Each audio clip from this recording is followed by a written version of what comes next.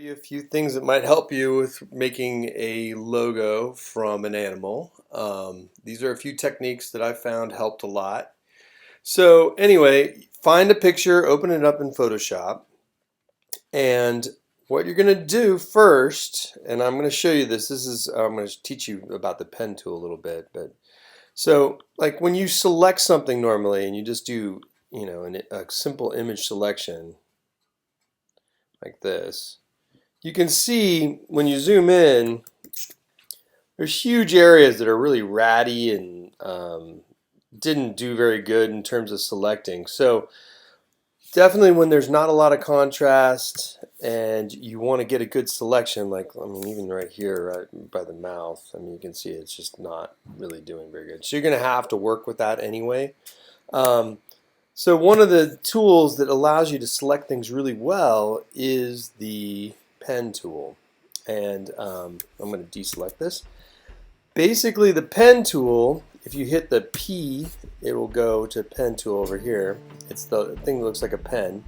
There's different things on the pen tool. There's the pen tool, the freeform pen, the curvature pen, the add anchor point, the delete anchor point, the convert point, and there's a bunch of keyboard shortcuts for these things. But the pen tool is the one we're going to start with. The freeform pen tool, you basically just kind of draw it out and then later on adjust things. But the pen tool has this neat curvature thing that is a pretty powerful tool.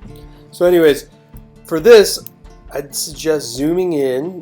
The Command plus sign is a great shortcut for that. And you can kind of start anywhere.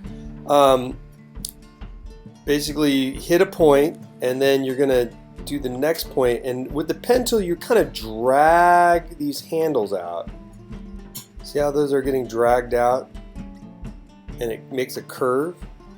And so with that nose, you got a curve right away, and if you go like this, it curves it that way. If you go like this, it curves it that way. So by just dragging this out, it makes the curve change, right? So once you get it where you think it's kind of lining up with the fish, you're going to stop. And then the thing that was really hard for me to understand with the pen tool is that you're basically clicking on a point and it attaches to that point. You're not like drawing between points. And then you're basically dragging these little handles out to make your line. So I can click like way over here and then just kind of alter that line so it follows the line of the fish.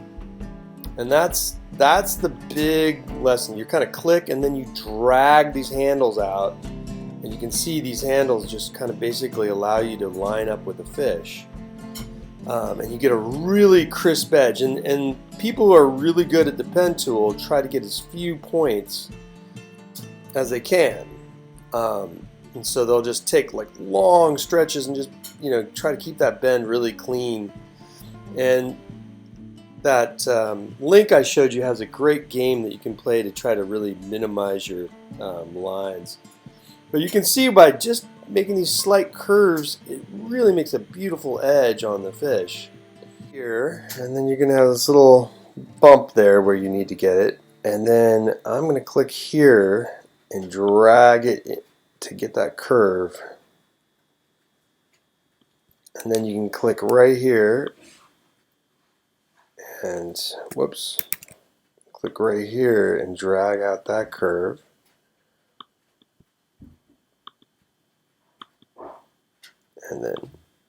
And the other thing to remember is that when you're doing this, these lines are adjustable later on. So if you need to, you can adjust these lines later on.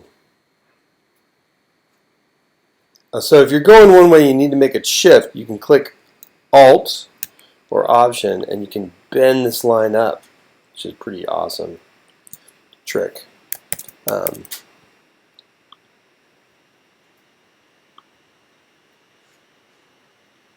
So if you got it going one way and you want to change your angle, Alt, and you kind of change your angle like that, and you can get this like extra point for when there's not even a point there. And then you can kind of just bend into that. Anyway, I'm not going to show you the hole going around the fish, but one of the beauties of doing this is you can just get these beautiful little curves happening. And here's a great example. Alt, click down, and you can kind of take around the corner and get that line going around the corner. So the beauty of the pen tool is that you can adjust this afterwards. And once you get this all done, I just kind of move around and kind of move my way through there. And you know, if you get something weird where, like, see how that was squiggly back there just a second ago? You don't want these little spots like that. And anytime you get something weird you need to undo, just hit the undo button and you're back to doing what you need to do. And that is one of the best things, that Control Z, being able to do that. So here is one of those areas. See, I can click right here, right? And then pull and then change my angle to do that, and then kind of pull this, change my angle to do that, and then you can kind of move these back out by hitting Command. You can kind of, if you hit Command, it allows you to kind of take that whole line and move it around, and then you can even alter your little points there. Command allows you to just kind of take it and move it. So if you ever get kind of lost, if you hit the Command button while you're doing it, you can do it. So whenever you get a curve around something, you kind of go to the top of it and you pull here, right? And this is, at first it'll seem kind of weirdly strange to do that, because you're like, oh. And Command, you can kind of alter these things and kind of play with them. And then, like here, when you're curving back inward, you're going to click here and make that curve happen back that way. So with the circle, you're clicking on the sides and on the top, and this, like that. So anyways,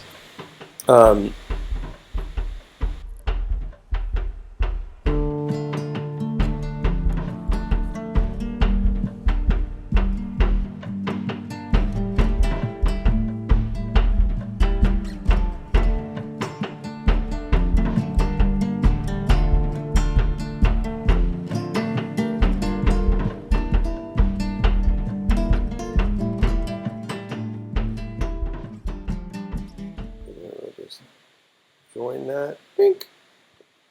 And now we have a line. And the beauty of this, if you go up to selection, we can select this whole shape. But before we do that, I'm going to take a look around here and just make sure I've got the lines where I want them to be. And if I wanted to change any of these, remember Command, and I can move this out if I want. Command, and I can haul that out too.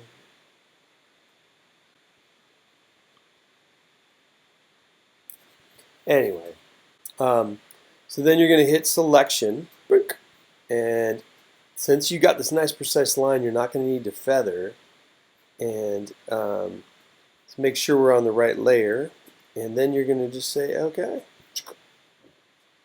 And you can see when I go Command 0 and it makes it full screen how clean that edge is. It's just a really nice edge.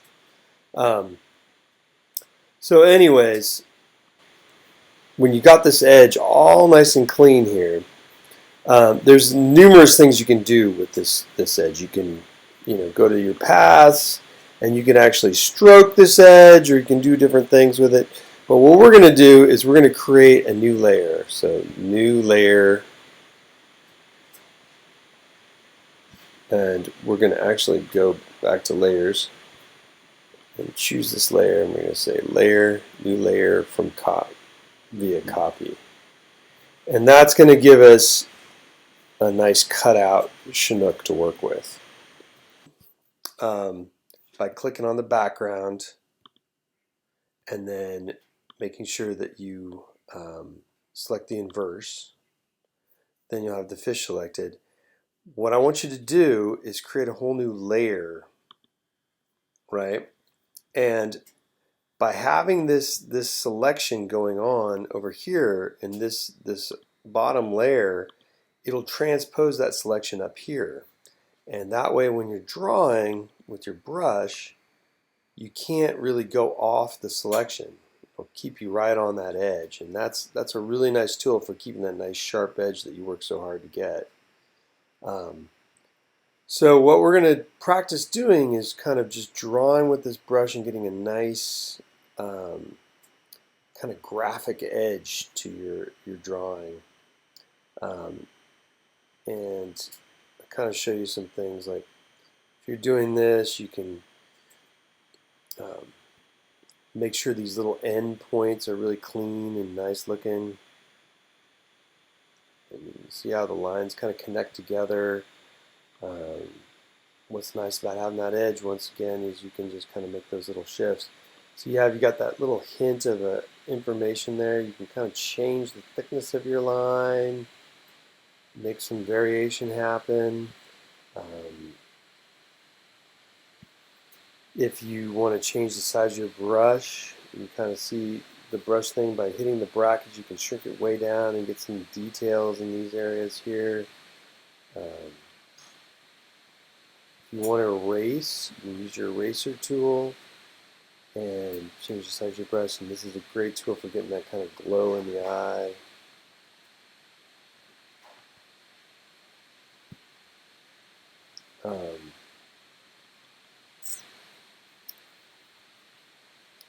And what I recommend doing is just taking your time, and your little spots like this, you can use your brush tool and just paint them in.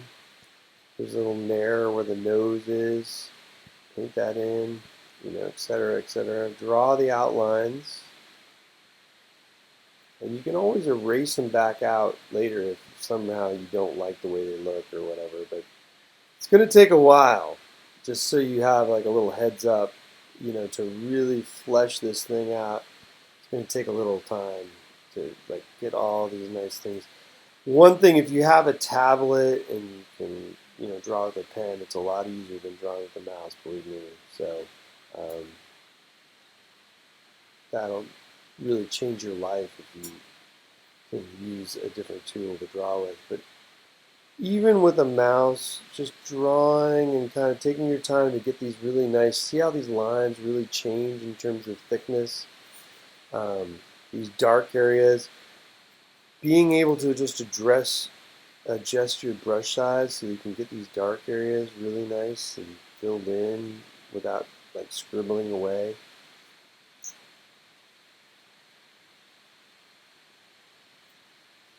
And if you need to, you can always kind of come back in and erase a little bit back down into your line, kind of reestablish some of those whites that you might have lost. So anyways, I'm not going to show you endless things here, but you can kind of see here's a later version of it as I've colored it in more. You can see I get rid of this layer, and all of a sudden you can see after doing all this detail, it starts to look really good. And then once you get to this stage where you've got all this great detail, you kind of see how it's going to look. At this stage, one thing you can do, which is a really neat effect, is to, I'm going to make a copy of this. So you go to Layer, Duplicate Layer, and we're going to go here.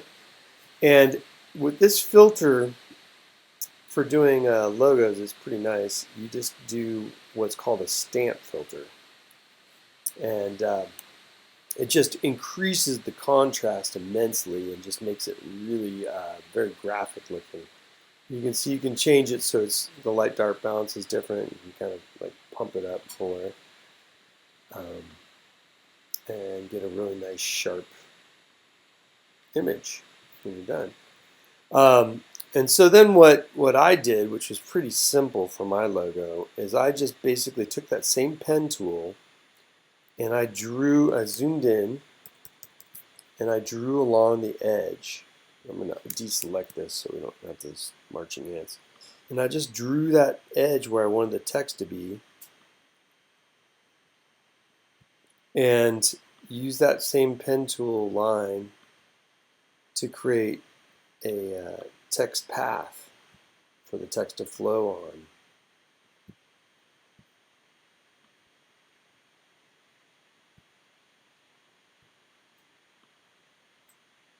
And the nice thing about this is you can get all those slight curves in there and just really make your text line up with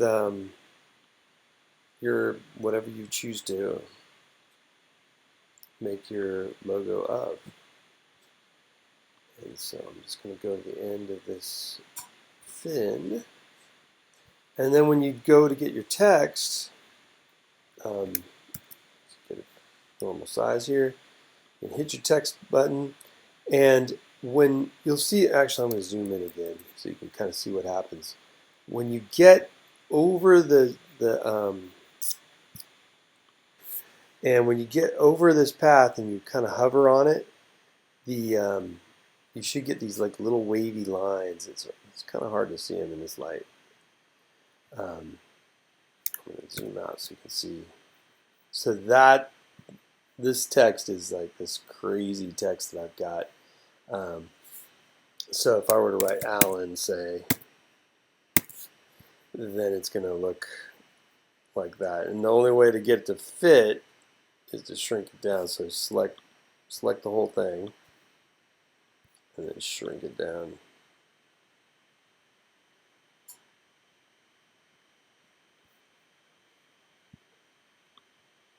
And because the end wasn't shrunk. All right, so there you go. So anyways, it flows along the line there of the text line. Now, if you ever have this problem where you've got that blue line, you just don't want to see it, you can click on a path that doesn't have anything on it, and that'll kind of get it off so you can kind of see what you're working with. And there you have it.